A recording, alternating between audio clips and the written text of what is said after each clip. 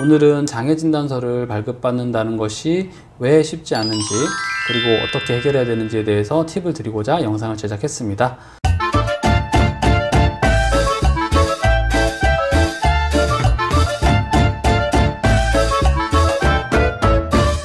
수술받은 병원에서 선생님께 장애진단서 발급을 요청을 드렸더니 장애진단서 발급을 해주기가 좀 어렵다고 하십니다. 왜 그런가를 물어보십니다.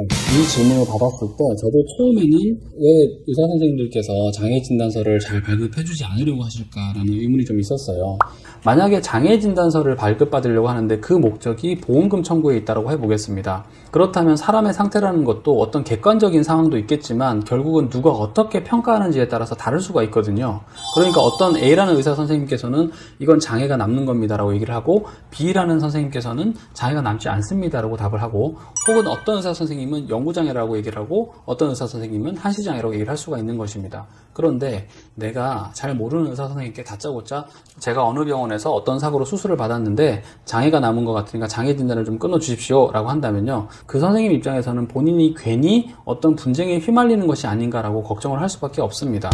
변호사들이야 분쟁에 휘말린 당사자를 도와주고 그 분쟁을 해결하는 게 일이지만, 환자를 살리는 것이 주 목적인 의사 선생님들께서 불필요한 분쟁에 휘말리기를 원하시는 분들은 아무도 안 계신다는 거죠. 그래서 그런 상황을 회피하기 위해서 최대한 보수적으로 나는 잘 모르겠다라고 하면서 환자에게 장애진단서 발급이 어렵다고 얘기를 하거나 돌려보내는 방식을 취할 수밖에 없는 거죠. 왜냐하면 그 자신이 끊어준 장애진단서 때문에 그게 분쟁이 된다면 해당 의사 선생님으로서는 잃는 게 더 많고 손해가 많기 때문에 쉽게 끊어줄 수가 없는 것입니다. 자, 그리고 이런 측면도 있고 다른 측면도 한번 고려를 해보겠습니다. 내가 수술한 곳에서 나를 수술한 의사 선생님께 장애진단서를 좀 발급해 주십시오 라고 했을 때도 정말 말도 안 되는 이유를 대면서 장애진단서 발급을 거부하시는 분들도 많이 있습니다.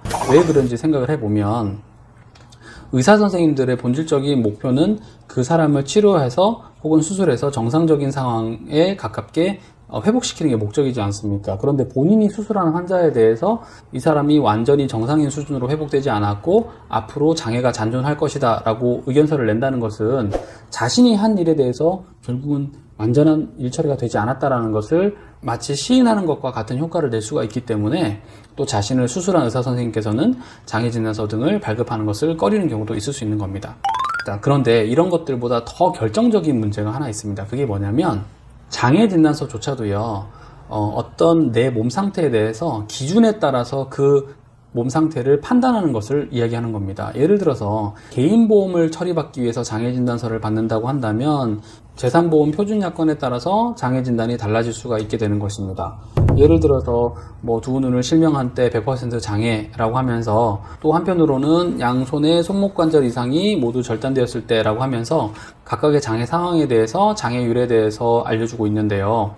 그 기준이 재산보험이 아니라 맥브라이드를 기준으로 하게 된다면 결국은 그 장애 기준이 달라지는 것이죠. 그렇기 때문에 그런 각각의 다른 장애 기준에 따라서 모든 의사 선생님들께서 다 알고 계신 게 아닙니다. 이건 그러면 누가 알고 계시느냐? 예를 들어서 대학병원급의 의사 선생님들 경우에는 법원에서 지정하는 신체감정의로 지정이 되시는 경우가 있거든요. 그런 분들은 경험이 많으시기 때문에 어떤 장애 판단을 해달라는 것인지에 대해서 경험도 많으시고 쉽게 해주실 수 있지만, 만약에 대학병원급에서 많은 경험이 없으신 의사 선생님께 가서 장애 진단을 해 주십시오라고만 말을 한다면 어떤 장애 진단 기준에 따라서 장애 진단서를 발급해달라고 하는 것인지 자체가 불분명하기 때문에 그런 장황한 이야기와 설명들을 환자와 나눌 시간이 없지 않겠습니까? 그러면 결국은 죄송하지만 장애진단서 발급이 어렵겠다라고 하면서 돌려보낼 수밖에 없는 것이죠. 그러니까 어떤 장애 기준에 따른 장애를 내가 판단받으러 왔는지를 알아야 할 것이고, 그리고 그러면은 그런 장애 진단을 하기 위해서 그 사람과의 문진으로 끝나느냐? 그렇지 않지 않습니까? 그것을 증빙할 만한 다른 검사 결과들이 있어야 되는 거죠. CT라던가 MRI 자료라던가 엑스레이 자료라던가 그런 것들이 필요한 건데, 그런 자료들이 부족한 상태에서 그냥 의사 선생님을 찾아가서 어떤 기준에 의한 장애 진단서를 발급받아야 하는지도 제대로 설명하지 못한다면 당연히 장애 진단서 발급은 할 수가 없게 되는 겁니다. 이런 부분을 좀 이해하셨으면 좋겠습니다. 그래서 장애 진단서가 발급이 필요하다고 한다면요, 내가 과연 어떤 목적으로 쓰는 것인지를 먼저 확인을 하셔야 될 것 같아요. 내가 사업주를 상대로 노동능력 상실률에 대한 판단을 받기 위해서 장애 진단을 하는 것이라고 한다면 기본적으로는 추상장애를 제외하고는 맥브라이드 장애를 기준으로 판단을 받는 게 필요하겠죠. 결국은 개인보험 처리를 위한 장애 진단인지 혹은 사용자를 상대로 한 손해배상 청구를 위한 장애 진단인지 등등에 따라서 달라지게 되는 것이니까 이런 부분도 상담이 필요하다면 저희 변호사 사무실에 전화를 주시기 바랍니다. 그러면 저희가 도움 드릴 수 있는 부분에서는 최대한 친절하게 설명을 드릴 수 있도록 하겠습니다. 네, 오늘 이 영상도 도움이 되셨다면 좋겠고 많은 성원을 부탁드리겠습니다. 구독과 좋아요는 큰 힘이 됩니다. 저는 보험소송TV의 김주영 변호사입니다. 감사합니다.